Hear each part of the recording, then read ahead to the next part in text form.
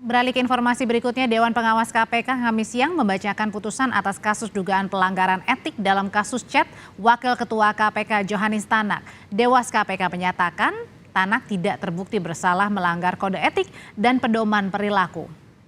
Perkara ini diadili oleh Ketua Majelis Etik Dewas KPK Haryono dengan anggota Syamsuddin Haris dan Albertina Ho. Meski memutus Tanak tak melanggar kode etik, putusan Dewas diwarnai dissenting opinion atau pendapat berbeda yang disampaikan Albertina Ho. Sidang putusan dugaan pelanggaran etik Johanis Tanak sempat ditunda sepekan karena Tanak dalam suasana berkabung.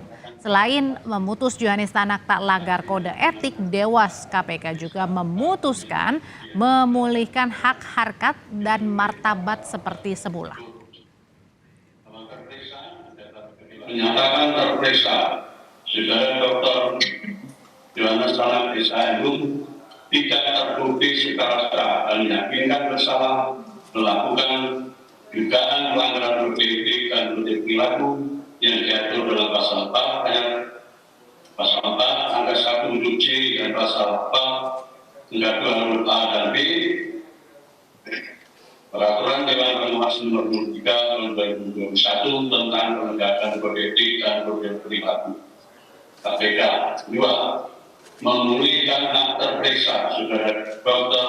Johanis Tanak SIM dalam kemampuan dan harkat serta martabatnya pada keadaan berulang.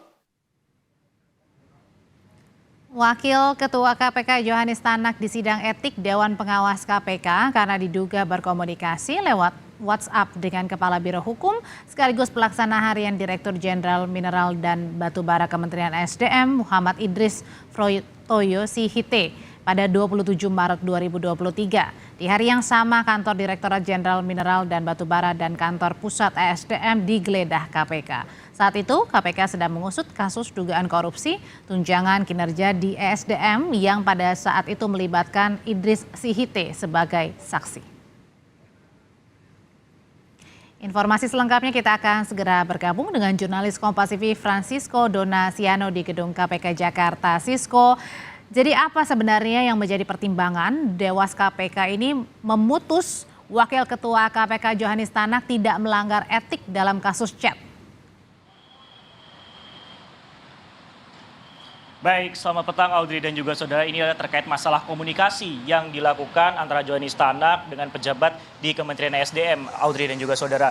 Bahwa pada waktu itu memang tanggal 27 Maret ada percakapan ataupun juga komunikasi via WhatsApp seperti itu, namun juga telah dihapus oleh Johanis Tanak. Sehingga memang juga bahkan ketika dilakukan pemeriksaan terhadap M. Idris memang belum sempat terbaca seluruhnya seperti itu. Sehingga unsur komunikasi ataupun juga percakapan itu tidak terjadi.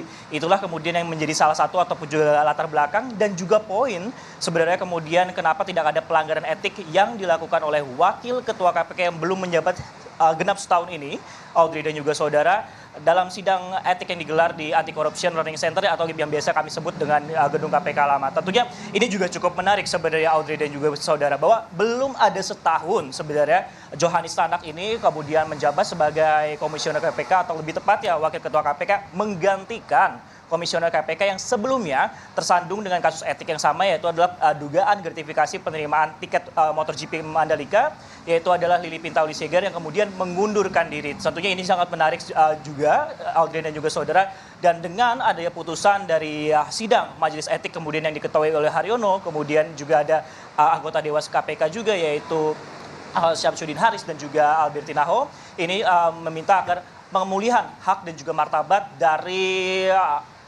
Wakil Ketua KPK ataupun juga komisioner KPK tersebut, Audrey dan juga saudara. Nah, cukup menarik juga bahwa dalam persidangan tersebut atau dalam putusan ini, Audrey dan juga saudara memang diwarnai dissenting opinion yaitu dari Albertina Ho.